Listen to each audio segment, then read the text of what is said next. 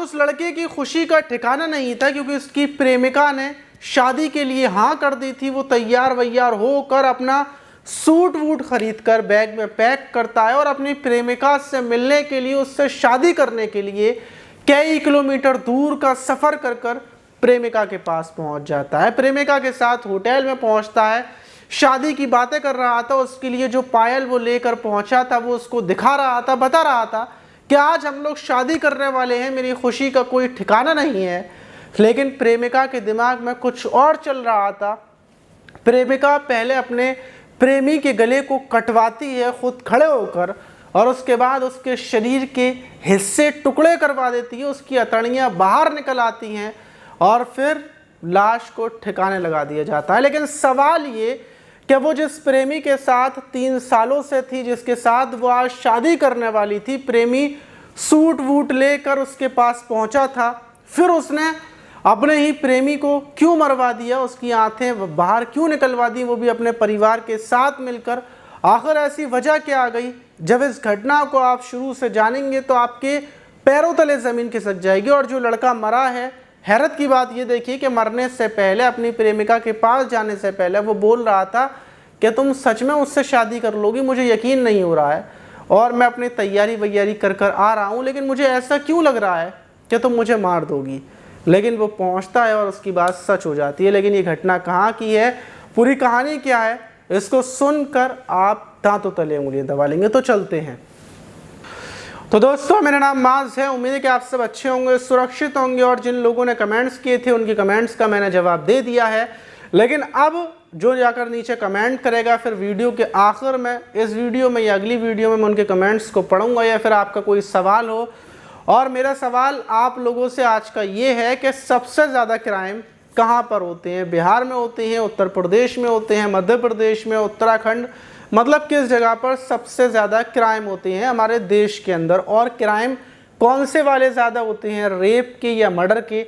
आपको ये comments box में बताना है। आप लोग कितने मास्टर हो चुके हैं क्राइम की खबर सुन सुनकर, वो चीज़ मुझे देखनी है। और फिर आखिर में दूसरी वीडियो में जब आप सवाल का जवाब देंगे तो मैं भी बताऊंगा कि मुझे कहाँ लगता है सबसे ज़्यादा क्राइम। तो आज की जो घटना है, घटना की तरफ बढ़ते हैं। घटना बिहार की है, बिहार का मुजफ्फरपुर है, और मुजफ्फरपुर का एक शहजाद कॉलोनी है जो सदर थाने के इलाके में पड़ता है, वो कॉलोनी पड़ती है। और 14 अगस्त की सुबह जब लोगों की आंख खुलती है तो शहजाद कॉलोनी की गली नंबर 9 में लोगों को एक बोरा दिखाई देता है, और उस बोरे से खून रिस रहा था।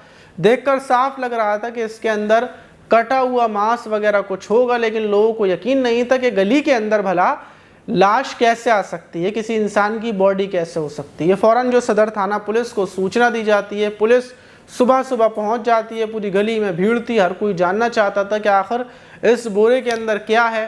किसी ने, कोई शख्स है, कोई जानवर है, या फिर किसी ने कोई जानवर को काट कर यहाँ पर डाल दिया, या आखिर है क्या। लेकिन जैसे ही पुलिस वहाँ पहुँचती है और जो बोरे के ऊपर रस्सी वगैरह बंधी थी उसको खोला जाता है, और बोरा खुलता है तो अंदर कुछ एक युवक के शरीर कटा हुआ हिस्से थे, उसकी आंतें बाहर निकली हुई थी, टुकड़े हो चुके थे, उसके चेहरा पहचान में नहीं आ रहा था, चेहरे की खाल को उतार सा दिया था कि शायद पहचान छुपाने की कोशिश की गई हो।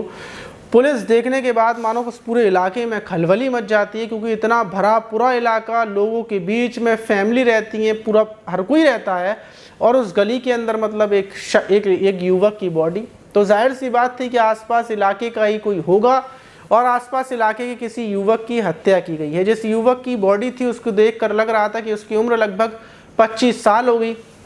अब पुलिस उसके बारे में पता करती है कि आसपास शायद कोई युवक गायब हो, और देखकर ये भी लगता है कि रात के टाइम हत्या की गई है 13 अगस्त को, और मतलब 14 रात को ही यहाँ पर ठिकाने लगाया गया है।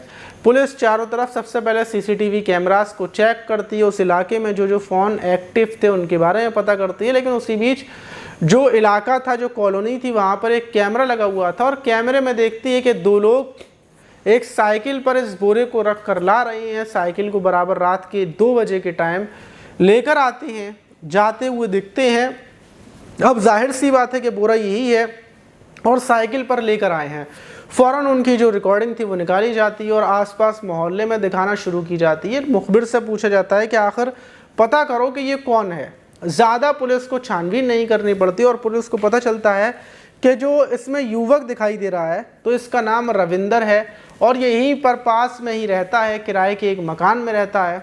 पुलिस फ़ौरन रविंदर के जो मकान था वहाँ पर पहुँचती है और रविंदर को गिरफ्तार कर लेती है। जाहिर सी बात है कि रविंदर बॉडी लेकर गया है तो रविंदर ने वहीं पर काटा होगा। रूम के अंदर जब पुलिस घुसती है तो खून वगैरह की बदबू सी आ रही थी, छींटे दीवार पर पड़े हुए थे जो साफ़ नहीं कर पाया था।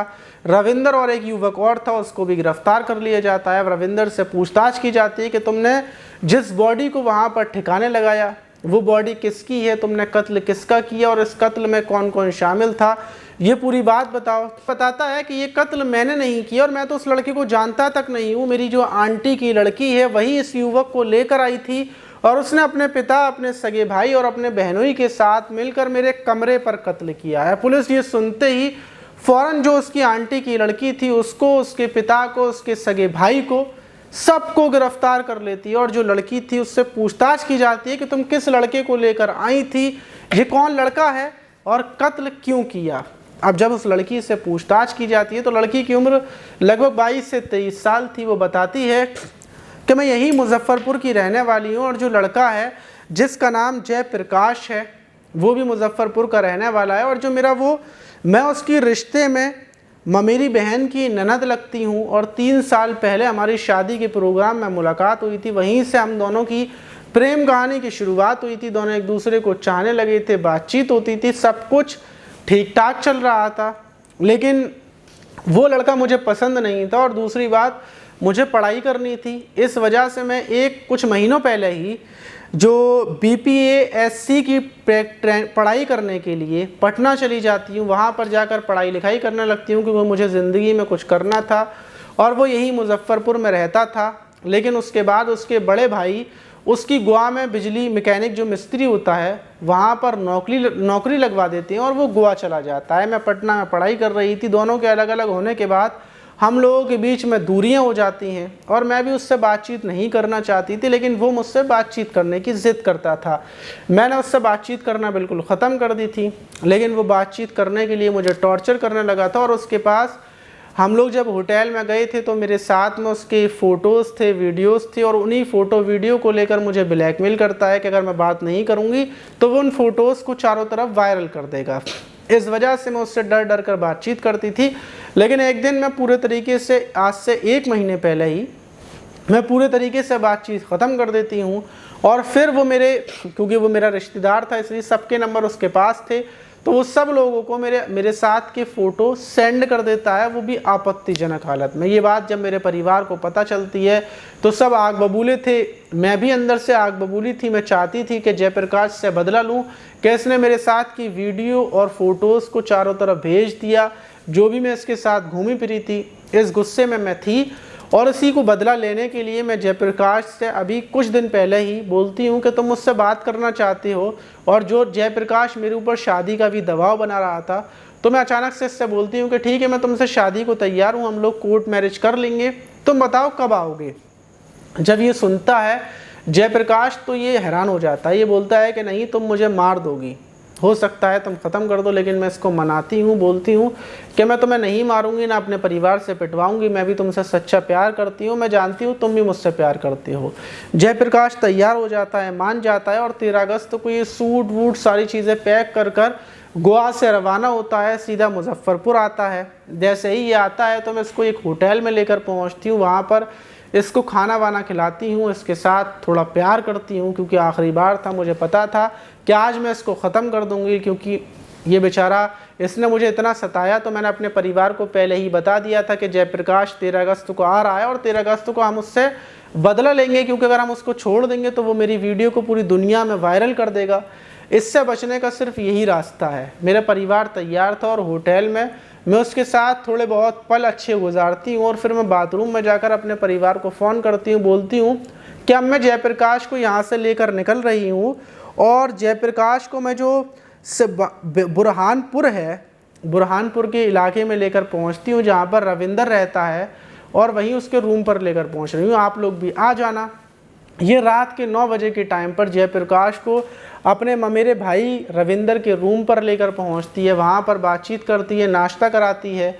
अभी सब कुछ बिल्कुल ठीक ठाक चल रहा था कि अचानक से गेट बजता है, गेट पर कोई होता है। और जैसे ही जयप्रकाश का जो वहाँ पर प्रेमिका थी वो गेट खोलती है तो सामने ही उसके पिता, उसका भाई, उसका बहनों ये लोग थे और सबके हाथों में एक बड़े बड़े खंजर थे।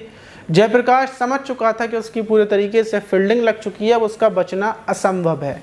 फ़ौरन वो लोग अंदर आते हैं और जो उसका प्रेमिका का भाई था वो सबसे पहले जयप्रकाश के गर्दन पर वार करता है। जयप्रकाश भागने की कोशिश करता है, अपनी प्रेमिका के पीछे छुपने की कोशिश करता है, लेकिन प्रेमिका उसके हाथ को पकड़कर आगे कर बोलती है कि मैंने तुझे बदला लेने के लिए बुलाया था, क्योंकि तूने मेरे फ़ोटो वीडियोज़ को वायरल किया था और यही बदला आज हम तुझसे लेंगे। फ़ौरन प्रेमिका उसको पकड़ लेती है और इतने में ही जयप्रकाश के ऊपर हमला कर देते हैं तीनों, चाकू से गर्दन पर, पूरे शरीर पर।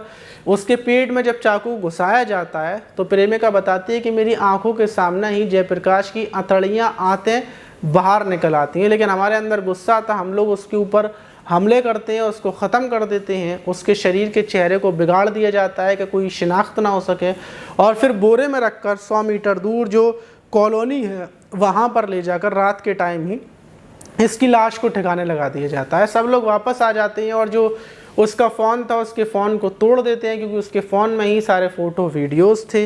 वहीं जो जयप्रकाश है ये साहेबगंज मुजफ्फरपुर का रहने वाला है, और जब इसकी माँ को पता चला था तो माँ ने सबसे पहले ही, जो रमा देवी हैं उन लोगों ने यही नाम लिए थे कि मेरे बेटे के हत्यारे यही हैं।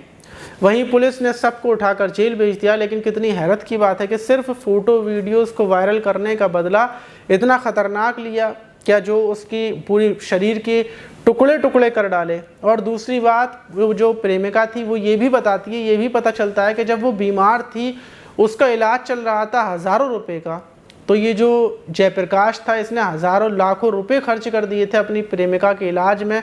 उसका महीनों तक इलाज करवाया था, पैसे खर्च किए थे, और जब भी उसे किसी चीज़ की ज़रूरत होती थी तो जयप्रकाश ही देता था। 3 सालों में जयप्रकाश उससे शिद्दत वाला प्यार करने लगा था, लेकिन सिर्फ उसकी एक गलती थी कि उसने फ़ोटो वायरल कर दी, और प्रेमिका ने 1% भी रहम नहीं खाया, अपने परिवार के साथ मिलकर इतनी खौफनाक सज़ा दे दी। आप इस घटना पर क्या बोलना चाहिए कमेंट बॉक्स से मैं ज़रूर बताइएगा। क्या प्रेमिका ने सही किया या गलत किया, या फिर वो पुलिस के पास भी जा सकती थी अपने परिवार के साथ मिलकर? जल्दी से नीचे जाएं, कमेंट्स कर दें, अगली वीडियो में मैं आपके कमेंट्स को पढ़ूंगा, और जो भी होगा मिलते हैं किसी और वीडियो में।